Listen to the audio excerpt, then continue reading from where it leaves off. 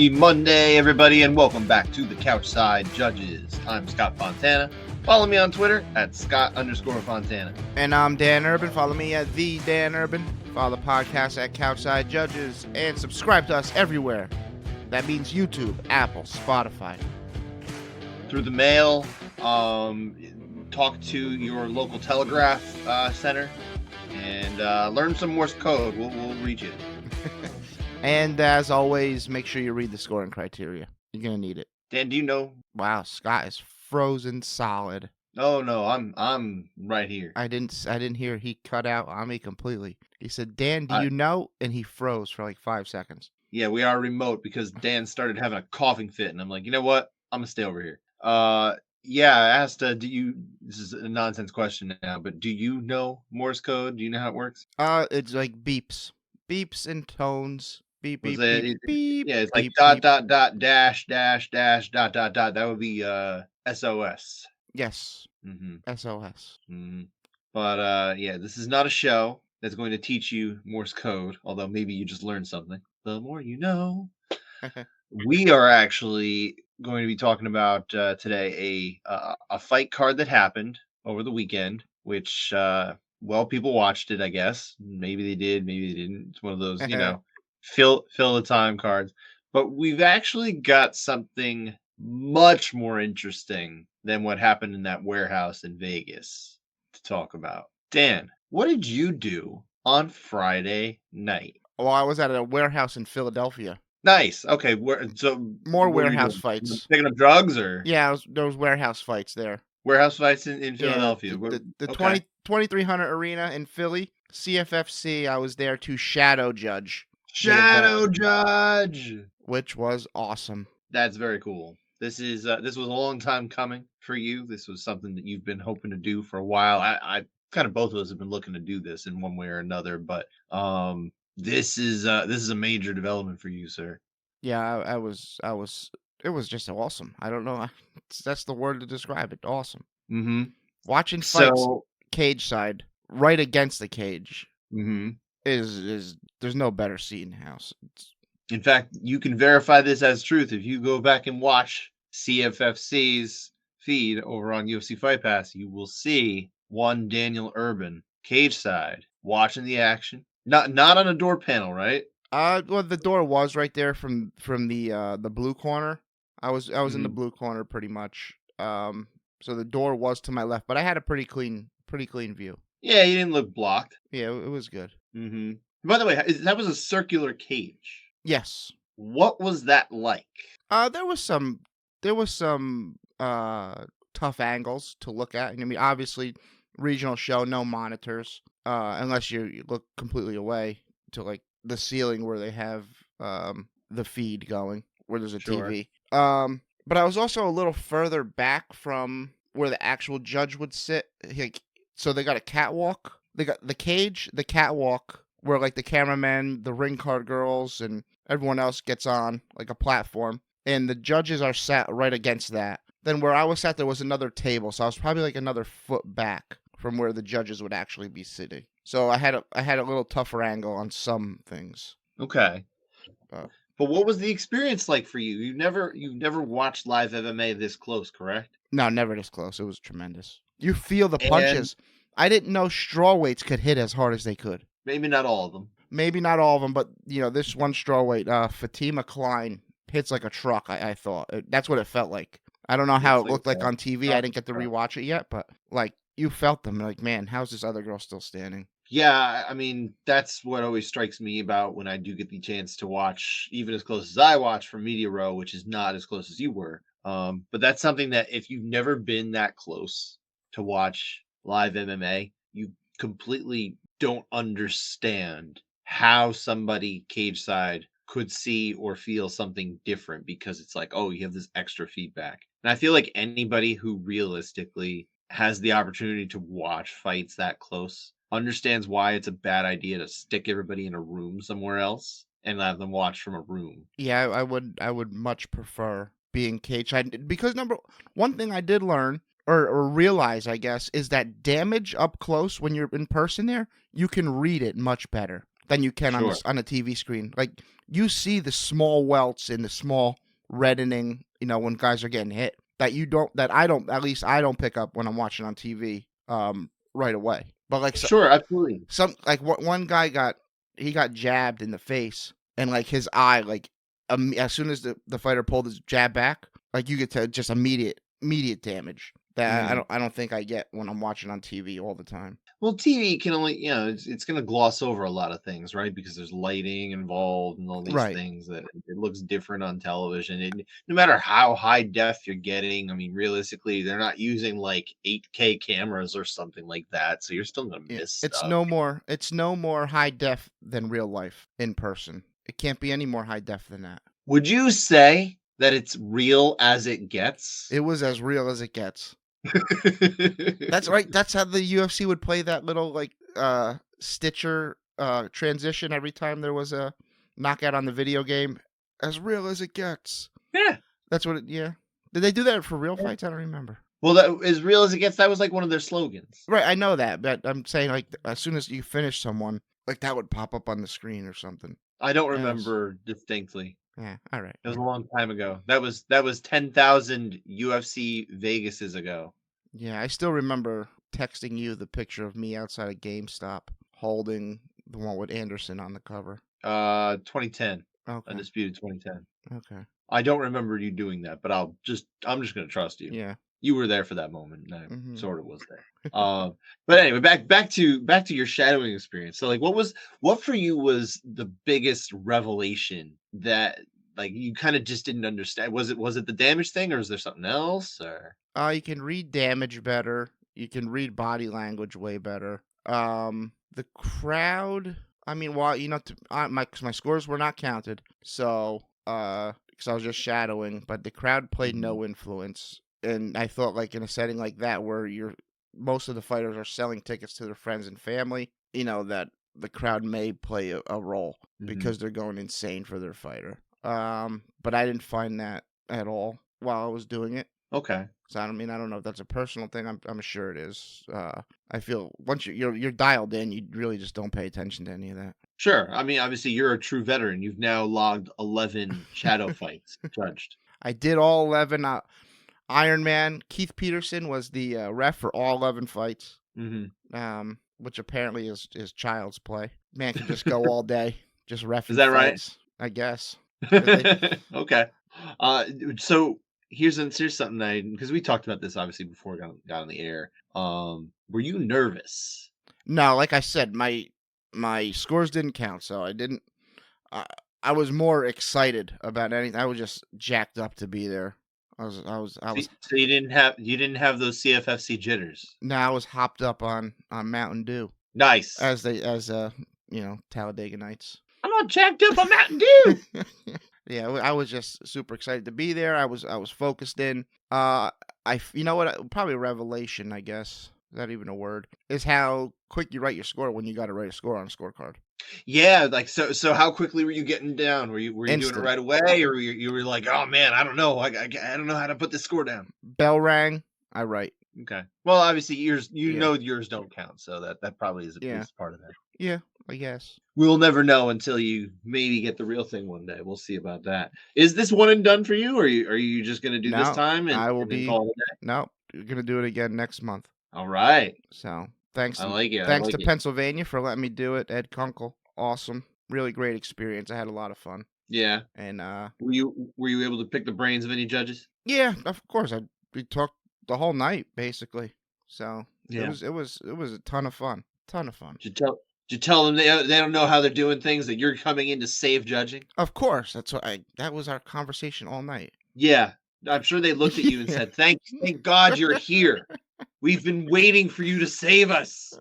No, it was a lot of fun. They had 4 judges working, and then the off judge that wasn't doing the current fight would, his seat was next to me. And between rounds we talked, reasonings, everything, all good. Cross-pollinate some perspectives. Also, it was cool. The ringside physician was also at my table. Okay. That was where he was seated for the night. and I didn't realize how much how often he goes into the cage. So it's like, oh yeah, every fight. yeah, he sometimes more than once, like, in between rounds. It was Sure. it was pretty cool. Well, after the fights, they'll always check the fighter, make Yeah. sure everybody's okay. I mean, even after, I mean, this is just me observing this from watching fights and stuff. You always see them come up and like check out the fighters, even the ones who like they got the knockout. They like go and check on them. They're like, "Hey, you good?" And you're like, "Yeah, I'm good." Like, all right. Yeah, very busy job. I would imagine. But and of course, where you were, I don't know if everybody watched CFFC on Friday night, but there was a giant cut that opened up on one of the fighters on the main card. Yeah. So yeah, that probably is an extra busy time for the ringside physician. A lot of blood. You know what I did? That fight, the one thing I didn't understand is why they didn't wait until the end of the round for the mops and the sweeps to come in to clean the canvas. Felt like that. I don't know. Felt like what? Because while he got checked out and cleared already, it seemed like almost a whole minute went by of them just cleaning the mat, waiting before they returned to action. Well, I can tell you they were talking about that on the broadcast, and I think they were joking about the idea. It's like, well, it's much more important that we clean off the marketing, the branding, than we actually worry about cleaning off like the other fighter or anything. Because the other fighter was still covered in the blood. Oh, he was covered in blood. Yeah, there was a lot of blood there. But they're like, "No, we got to get it off that canvas."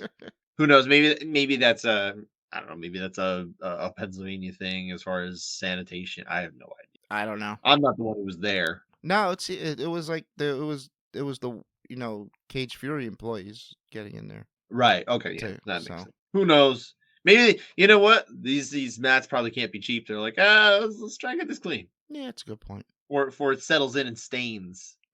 Well, also there was some slippage. Like they didn't have their footing on some things, and I was like, oh, could that maybe they missed a spot or something. Like whatever solution they're using to clean was a little slippery. I don't know. Rambling. You are a little bit, but that's okay. Anything else that you think our listeners should hear about with regard to your experience? I'm not going to ask you your scores or how to tell you how you messed up, that you're doing Couchside overrided or anything like that.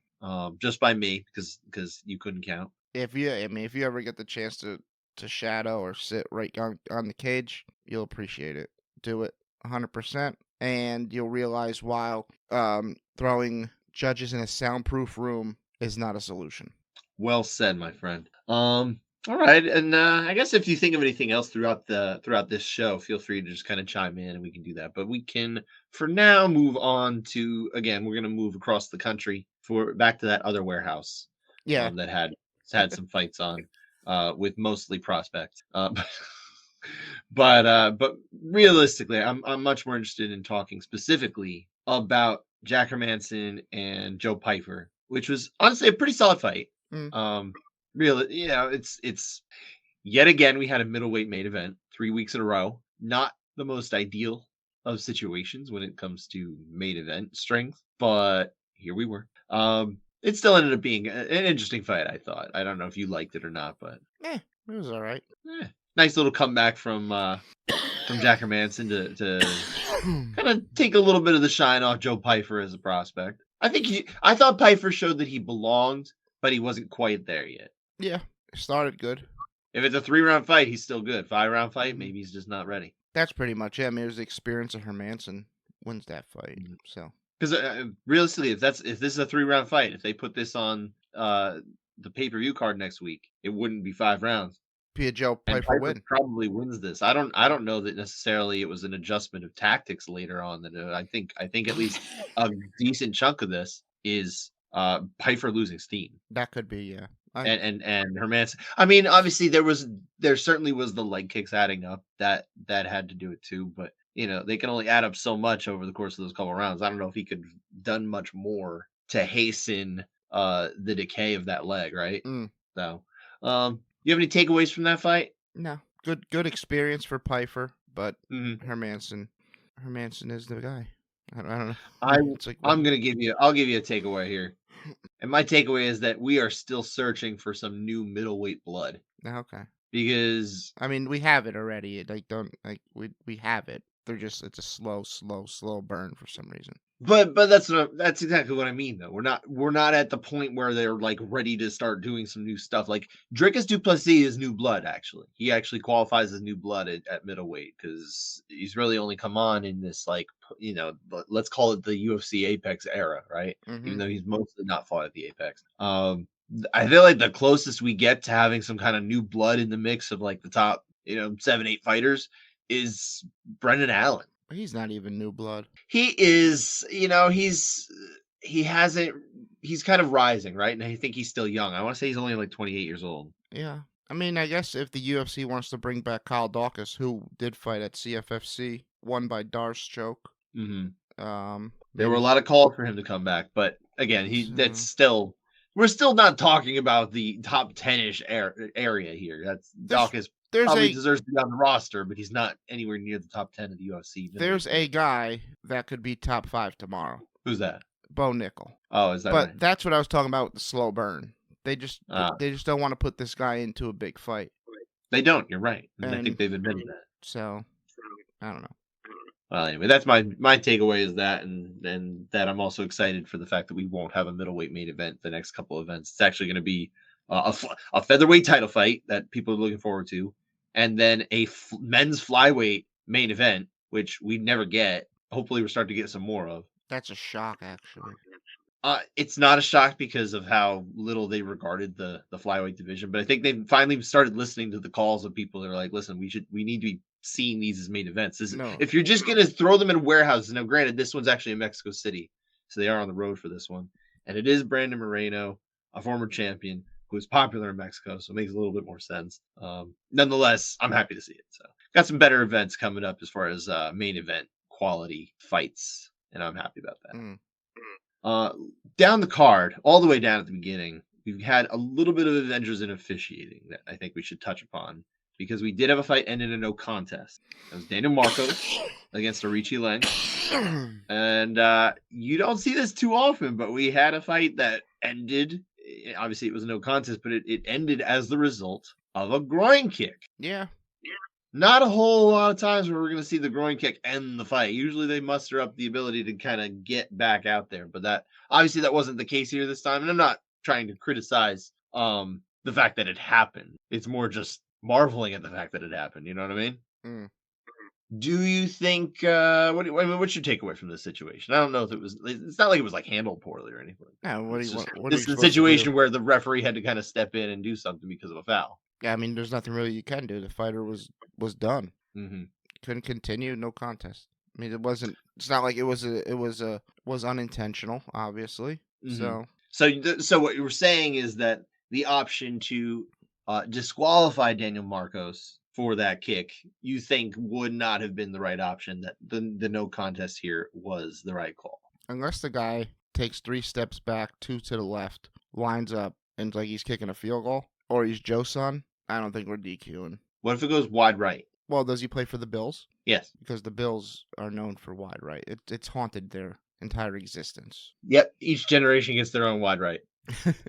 It's just a rite of passage in Buffalo. And we say that in the spirit of the Super Bowl that happened yesterday. Boy, what a game, huh? It was a tremendous game. It was a game. Things happened. They played football, and there is a champion that we are now talking about in addition to Taylor Swift. Mm-hmm. We say that having recorded this before the game. Or did we? Yeah. Guess you'll have to guess. Yeah, there's not really much more to say about that groin kick other than, crummy way to start the fight card. But almost appropriate that an Apex card starts with a groin kick that ends the contest. And now we have 2 consecutive weeks with no contests as well. It's fluky, but it happens, right? As far as the judging is concerned, we're going to get over to the contested rounds now, but the unanimity report, pretty solid. 22 out of 28 rounds, unanimous among the judges. That's 78.6%. That's higher than normal. Always like to see that. There were no 8-9 splits in this case. We're going to be just talking about 6 contested rounds of who won the round, as Dan makes some noises over there. Yeah. Mm-hmm. Quit your coughing. I got a tickle in my throat. Oh, you should tell it to stop. I did. Good. Why don't we get into the contested rounds, man? Okie dokie. And because we had 2 split decisions, I think we got to lead off with those. We'll start with Max Griffin got the win over Jeremiah Wells, all 29-28s, 2 of them for Griffin, 1 for Wells. Our split round, our deciding round, was the first round in this case. So let's get to it. Why are we talking about this round? It's low output the entire round. Early Wells lands a spinning elbow that off-balance Griffin. He was ahead for a while, and I was like, seems like it's a Wells round here for most part. But really not that much does happen. There's a flurry towards the end of the round where they both land, and then Wells just backs off completely, almost backpedaling the entire length of the cage. That tells me he got clipped and needed a reset. Then he got hit again and taken down to end the round. I like Griffin, no issue, as it's a low output round, and Wells did have some good lands there. I felt good about Griffin too, but yeah, there's not really a whole lot going on here, and it's not that clear necessarily that Griffin pulled away. But I thought like you, ultimately the work done on Griffin's side was reasonably solid. I have no regrets about going that way. But so we agreed with the majority here. That was Adelaide Bird and Junichiro Kamijo. We disagreed with Judge Sal D'Amato, who actually took some heat. Stunning, right? Imagine Sal D'Amato taking heat after a card. This never happened. But Max Griffin took the time to complain about Sal D'Amato scoring fights against him. Says, I cannot stand Sal D'Amato. He picks against me every single time. Well, it's totally personal. What's that? It's totally personal. It is. Definitely. It's gotta be. You know what it is? So silly. I'll bet you that Sal D'Amato played the video game Max Payne and just was not a fan, and now he holds it against Max Payne Griffin. Okay, or maybe that's got to be it. I'm almost definitely right.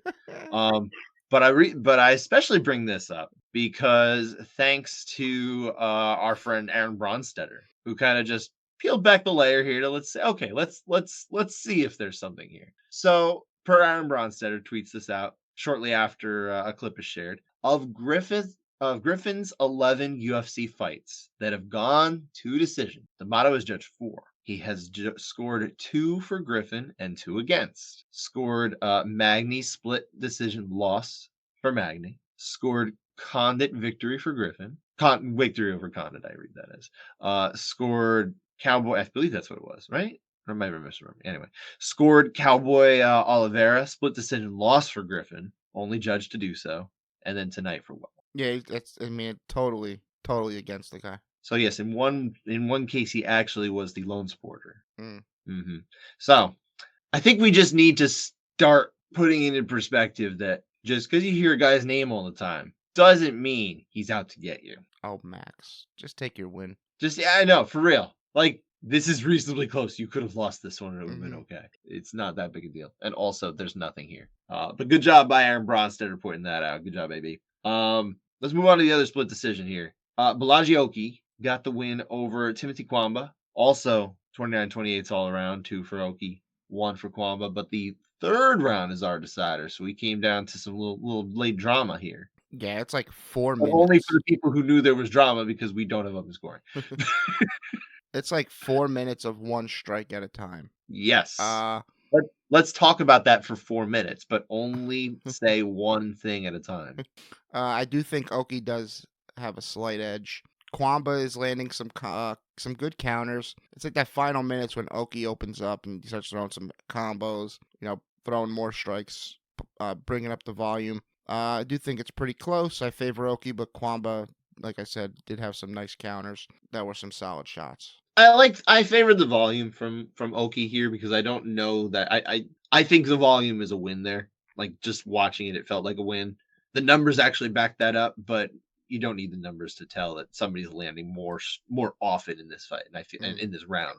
And I do feel like that's Oki. For Kwamba, I would say some of them are definitely landing harder. I don't know that it's distinctly harder to take back the round. I can understand it being close enough that Chris Lee could go the other way for Kwamba, but I felt pretty good about Oki here. I think it's right that he got the victory in this fight. But it wouldn't have been so bad if he went the other way. You need to throw more.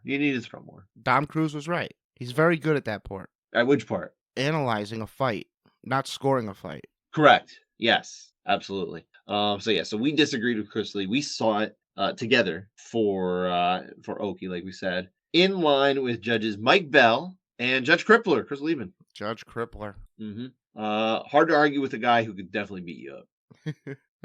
I mean, probably a lot of these judges could beat me up, but to be perfectly honest, a lot of these guys train hardcore, and I haven't trained in a while. But Chris Lieben, different level. Yeah, imagine Chris Lieben. He starts getting all the assignments, becomes the Sal D'Amato in years to come, and people start calling him out. And then Chris meets him in the locker room, and he's like, "I heard you had something to say about me." Oh, that'd be wonderful. I hope so.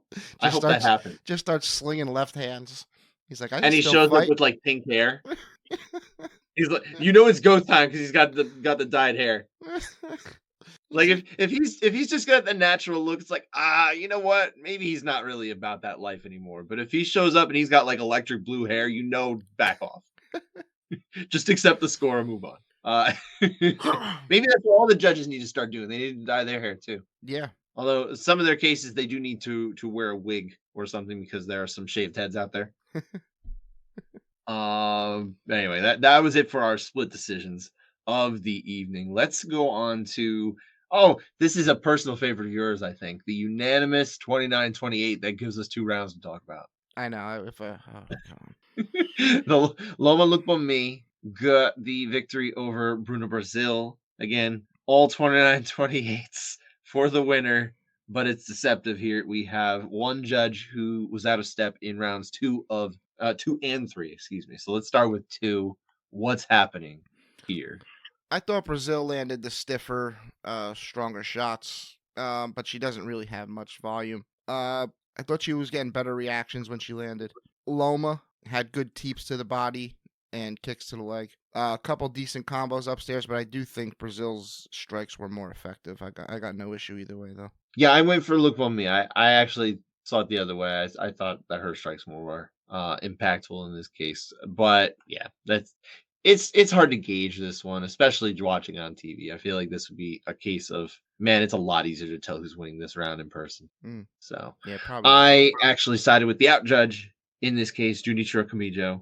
You sided with the majority, judges Eric Colon and Judge D'Amato. But yeah, it's okay. This is not a big deal. Round 3. I thought Lookboonmee landed better on the feet, and she had some good success in the clinch. Brazil also had some decent success. I don't think she had enough volume, though, this round to catch up to Lookboonmee. So it's her for me. Yep. I ended up going the same way. So I ended up giving all 3 rounds, actually, to Lookboonmee. But, it was reasonably close fight and not enough output overall. So it's not one of those fights that I feel like, Lookboonmee had to win this one. But even though I gave all 3 rounds, right? You can definitely go Brazil here. But I think the right woman won. That's how I would sum that up. Again, these were the same out judges here. Judge Kamijo was the out judge, saw this one for Brazil, and judges Colon and D'Amato saw it in the majority, just like you and me, for Loma Lookboonmee. We've got 2 more rounds here, and these both happened in fights where the scores really did not impact the result one way or the other. This first one being a finish, actually. Gregory Rodriguez, Robocop or Hobocop. Hobocop doesn't sound right. No, it doesn't. No. Hobocop has a different meaning. But anyway, Gregory Rodriguez, Barack Obama, MMA's Barack Obama, got the win over Brad Tavares. Round 3 TKO. Good performance overall. There is some discrepancy over round 2 whether Rodriguez did win the round or not. So let's talk about that. Very close round. I thought Rodriguez did get some better reactions with his strikes. I think slightly more impactful and effective. Tavares also landed solid shots, got some good reactions. What really puts it over is that final calf kick for me that Rodriguez landed, where Tavares does the little hop a couple times as his leg gets spun around. And then Rodriguez runs out the clock with a takedown much the same way as Pat Mahomes knelt the ball, completing the Swifty Super Bowl run. We're actually venturing into talking about the game scenario here. Well, that's what happened. Oh, it is? It is. Oh, it is. Yeah, yes. And then Andy Reid got red Gatorade poured on him. Is that right? Yes. Okay. I didn't remember that one from the game that obviously happened yesterday that we're talking about in past tense. Yeah, and the final score was 30-21. Is that right? Yes. Oh boy, you're going on a limb here. Well, anyway, to get back away from the Super Bowl. What? They 10-7'd them in all 3 rounds. Oh, all right. And what happened in the 4th round? There was a 4th round. It's like CFFC. No contest ish. This is absurd. We got to bring this back, sir. I had the round for Rodriguez. I felt like it was a pretty decent round for him, but not one that was like you couldn't give it to Tavares. I appreciated a lot of the work he was doing, especially with those kicks. So I did go for him. I sided with you. I sided with Judges Bell and Lieben once again. They're obviously in unison. That's like the California connection there, I guess. Which meant I was against Judge D'Amato here. And honestly, I think Judge D'Amato probably has something against Rodriguez, not giving him this round. That's almost definitely true. Yeah. You're making me cough over here because I'm laughing. Good. I'll make you cough some more. This is fine. This is a nothing burger of a discrepancy. One more round, and that is Iho Peterius win over Robert Brycek. 30-27 2 times and a 29-28. Round 1, though, the judges disagreed. So let's talk about it. I thought both guys landed strong shots. I think Peteria gets it for me just a tad bit better. There was 2 long pauses in this round and for fouls, which resulted in a hard warning. I mean, I don't got much else to say about the round. I actually thought Brycek landed. I thought Brycek landed better overall, to be honest. If you take away the illegal strikes, I still feel that way. It's a tough round to score, right? Because there are these lengthy pauses, like 2 times during this round. So I don't know how that affects a judge. Obviously, all 3 judges in this case, Adelaide Bird, Jacob Montalvo, and Chris Flores, are veteran judges. So it's not like they've not experienced things like this before, but I imagine it's still jarring every time you have to do it.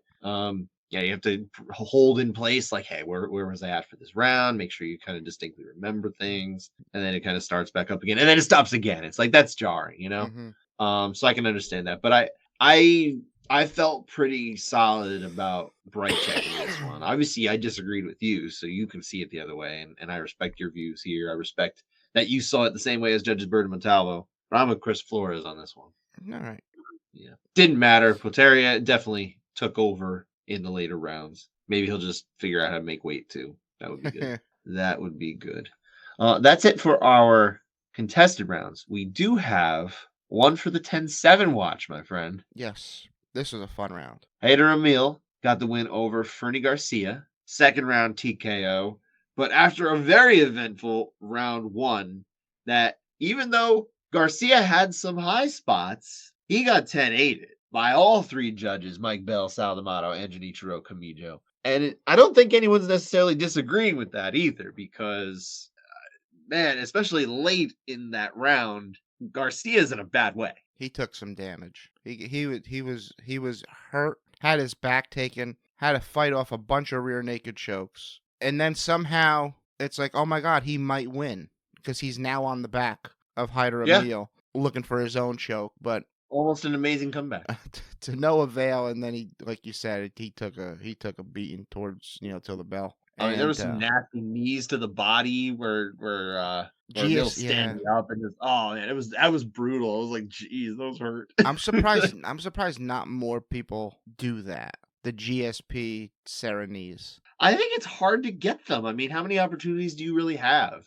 Oh, now hope maybe they'll get some more, because if the guys want to play the game, they gotta go to a knee soon. Yeah, maybe. Soon, not completely yet. Sure, soon. We're not out of the woods yet. But the other thing is, like, that's a hard position to drill, because it's like, how are you going to effectively try to practice those type of strikes? Well, it's going to come off like kind of a sprawl, I guess. Guy goes for a takedown, you sprawl, you kind of post on the head, and maybe you get 1 or 2 to the body before they, while they're on all fours, before they. Right. I don't know. You can get there. I don't disagree. I think you're right. It's a really dominant way to land some blows. I mean, geez, you need your whole body weight into that one. But back to the question at hand here. When we have unanimous 10-8 rounds for our 10-7 watch, we have to ask, is this a 10-7? No. I'm with you. Just too much offense. Too much offense from the fighter, the losing fighter. There's totally not an overwhelming outclassing. I think we can immediately take that one off the board. I think we got overwhelming damage. You definitely have overwhelming damage at the end, but you can even understand why that might be a hard thing to justify too, given the fact that there were some moments where it kind of went the other way. So I don't know. That does make it a little trigger. I don't think it has to be disqualifying, but it definitely doesn't help the case for a strike for a round score that almost no one's going to pull the trigger on anyway. Mm-hmm. And then I don't know. I don't know if duration's necessarily at the overwhelming level either. No. So yeah, this is a good 8. A fascinating 8, an unorthodox 8, but an 8 nonetheless that I think we feel good about, right? Yes. And that is it, man. We had 6 finishes at the warehouse on Saturday. 5 TKOs or KOs, 1 submission, 3 fights ended in first round. What was your favorite? Rodolfo Vieira. Duh. Okay. Duh. Yeah. No surprise there. And this was I believe you called this one out as the most likely contested rounds. And I did what we're supposed to do. Yes. Make it a first round finish. Yep. Because nobody wants to see Rodolfo Vieira fight into round 2. I mean, he's on the mic afterward talking. They're doing the post-fight interview, and he's still exhausted. Like several minutes later, he's like trying to get his breathing back down and everything. The man just has too much muscle. He is. He's a big guy, and he's like a buzzsaw. He gets you down, just moves methodically until you're dead. And then he's somebody that needs like a second nose somewhere, or like a blowhole kind of thing, like a whale, so that he can breathe in like a different spot at the same time. Let me wear this oxygen tank. Yeah. Yeah. Give him the why doesn't he borrow Greg Hardy's inhaler? I forget. I still can't believe that's the thing that happened. Not just in MMA, but in the UFC. How did that happen? That's illegal, right? You can't do that. Yes. Okay, I just want to make sure. Yes, it's illegal. It's just so rare. Whoever thinks let me bring my inhaler because this is going to be very exhausting, and I don't want to have an asthma attack. It's ridiculous. How about Petrosian's tap and then argument? Oh, you know what? I think he was probably a little out of it. Okay. That's how I read it. Like he almost did it as he was going out and maybe didn't remember. Oh, all right. I'll try to justify it like that. Maybe I'm bending over backwards for him and don't need to. It's a hell of a squeeze. I'll give him the benefit of the doubt there that I don't think he was trying to Chael Sonnen. Not that Chael even did that. Like he didn't immediately protest. Yeah. Chael just thought he lost the round, not the whole fight. Right. Well, he did. He won that fight. Yes. Chael Sonnen is a champion. For 4.5 rounds, he won that fight. Yes. Yes, he did. And I thought he was going to win that fight too, man. I really did. I picked him in a little blog I used to do for the newspaper I worked at the time, and I was like, man, I'm gonna be the guy who predicted it. It's gonna happen, and then it almost did. And I was like, man, I didn't care. I wasn't that attached to it. It was a wild comeback, but if you beat Dan Miller, you're basically a champion. Is that how it goes? Yeah. Okay. So you were right to predict Chael to win that, as you know. I mean, to be fair, a lot of the people who beat Dan Miller in that middleweight, of prime, we could call it, of his career, they did win championships. They threw the ringer at him. He had quite a string of middleweights. He just wouldn't back down. I mean, yeah. So he lost to Chael Sonnen. He lost to Damian Maia. He lost to Michael Bisping. Lost to Nate Marquardt. Lost to Paul Harris. That was kind of that string of over 3 years where he kind of just fought like a murderer's row of a bunch of people that were really fantastic middleweights with no breaks in there. Yeah, that Brazil card against Paul Harris. Oh, that was a weird one. That was weird. Yeah. Obviously, we're very off topic at this point, though. So, but what's your we finish? Should probably steer it back. Yeah, I want to talk about my favorite finish. That was Dan Ige. Yeah. Who just destroyed his friend Andre Fili, who they put the friendship aside for. Thunderous overhand right halfway through the round. It was one of those tight overhand rights too. So it wasn't a big giant looping one. They put their friendship aside, and he's like, you know what? I'm going to punch you again. I don't need to. I don't need to, but I'm gonna rampage Vanderlei you. Sir, he put it aside. It wasn't there. Oh, okay, yeah. I'm totally. The friendship isn't there. If you forgot. If I'm Feely, I'm bringing this up at every time we get together. I'm like, listen, you remember that time you hit me with a second unnecessary shot? You remember that? Yeah. And then if I'm Dan Ige, I go, yeah, I do remember that. You should have stopped it. And it's like, listen, you got $50K for that, so the bill's on you this night, and it's on you every night here when we go to dinner. Maybe that makes sense. But that is it for the latest warehouse show. We can now move on to a show that is not at a warehouse, This one's in California. UFC 298. We've got that title fight we mentioned before. Alexander Volkanovski defending against Ilia Topuria. 145-pound belt on the line. We need to see if the old man Alexander Volkanovski and his licorice stash that he's handing out to. Did you see the video, by the way? Do you know what I'm talking about? I'm concerned about identity theft at this point. Is someone using Volk's credit card? Because he did give out his credit card number. I'm a little concerned about that. Wait, his real one? What are you talking about? Did you not watch the video? Yes, I did. He gets one of those. I'm misremembering. He gets one of the scam phone calls. He goes, "Oh, you need my credit card?" Yeah. And he starts reading his credit card to him. Oh yeah, I know. No, okay, I got mixed up. Okay, I psyched myself out. I more remember the candy and him falling asleep in front of the TV. Okay, watching tape, falling asleep. Which, hey, to be fair, I think a lot of people start to fall asleep watching warehouse shows now. But yeah, this is an awesome fight. I love this fight. I think it's going to be a really great test to see. All right, can Volkanovski beat the trend, buck the trend, beat this guy who has so much momentum, and it looks like he's just like waiting to become a star. I'm very curious to see how this one goes. Yeah, this is a great card all around. It is. I think it's not the most amazing of pay-per-view cards. It's a good one, but like there's levels, right? I think this is like B tier of UFC pay-per-view, which is to say it's still like high A tier of MMA. Yeah, I guess. Maybe we got Cejudo, Triple C on the card. Sure. I like the pay-per-view portion. I like the pay-per-view portion. It's more like when you get past the pay-per-view portion, it's like, it's all right. Okay. But yeah, like Robert Whittaker, Paulo Costa, even though this is a middleweight fight, it's at least a consequential one and a high-level one, and it's only 3 rounds, so that's fun. Yeah, like you mentioned, Dvalishvili against Henry Cejudo. I'm curious to see what's going to happen there, because realistically, this could be the end for Cejudo if he doesn't win. Yeah, I would think. I don't know. Yeah, because he's very far off from a title at that point. I think, yeah, he's been pretty clear, open about it, that realistically, if he loses this fight and he moves that far away from a title, like, why is he doing this anymore? Yeah, so I could definitely see him hanging it up if it doesn't go his way. Even unless it's like some sort of really close fight that, like, hey, like almost demands like a rematch or something like that. If it's not that and he loses, I don't think we're gonna see Triple C anymore. So we can Triple C for the second time. But this one, the much more believable time. But obviously, and big stakes for Merab too. If he wins, realistically, he kind of needs to get the title shot. He should have gotten it this time because he should have gotten it over Marlon Cheeto Vera. No offense to Cheeto, it just is what it is. Merab's video was hilarious too. Oh, Merab is just tearing it up with the comedy. He is a treasure. These guys are doing the type of MMA promos that I want. I want funny. It can be mocking, but I don't want it to have to cross into hate speech, I guess. What it always comes back to hate speech in this sport now. And I kind of like when we don't do that. Just make me laugh. Yeah, we need a little comedy. Yeah, a little levity, right? Yep, another word I don't know what that means. Like lightness. Oh, okay. Yeah, levity. There's your word of the week. All right. I hope our listeners appreciate the SAT words I keep throwing out. SATs.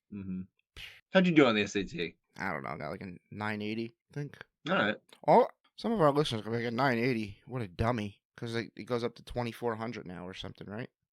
No, they got rid of the written portion. It's still 16. Oh, now it's 16 again. All right, so maybe they won't. Yeah, I'm pretty sure. I don't know. My kids aren't there yet, but. All right. All right. I also like Jeff Neal against Ian Machado Gary. Yes, that's a good fight. Hopefully Gary makes it to the fight this time. I'll take him at his word. He fell ill. It was a time where a lot of people were getting sick. I'll just take him at his word on that one and just hope we don't have any issues this time. I had the flu that week as well. You wouldn't be one to cast stones at that point, huh? I don't know. I don't remember about you. But yeah, those are pay-per-view fights. And then really the only fight that I kind of really jumped out at me on the undercard, on the non-pay-per-view portion, I suppose, Amanda Lemos and Mackenzie Dern. I do like this fight. Okay. I think like that actually has potential to steal a fight of the night. I don't think it will, but that's like a deep sleeper pick. Yeah. And then for my, I'll make the pick this week of the contested rounds candidate. I'm going with Zhang Mingyang against Brenson Ribeiro. couple light heavyweights. Any reason? That because they're light heavyweights. It just seems like that's like a formula that's going to add up to that. Or we get the desired result of a first-round finish. I was kind of hoping you picked Marcos Rogerio de Lima and Justin Tafa. Yeah, I didn't want to bring up heavyweight MMA if I could help it. I was trying to avoid that. But you had to bring it up, didn't you? I hope they just do the right thing and end it early. What you mean, not let them fight? Yeah, that'd be okay. No, I'm all right with it. They could fight. No, realistically, I actually do think someone's going lights out in that one in the first round. Okay. I actually don't look at that as a fight that's going to go very far. All right, good. But I've been wrong before, and heavyweights tend to do that. All right, thanks for listening. That does it for this episode. We'll be back again next Monday to break down this good pay-per-view event. Hopefully it's a good one, and it'll be nice to return once again with my official Shadow Judge partner. Oh yeah, we're gonna have a good time. Thanks for listening. Take care, y'all. Have a great week.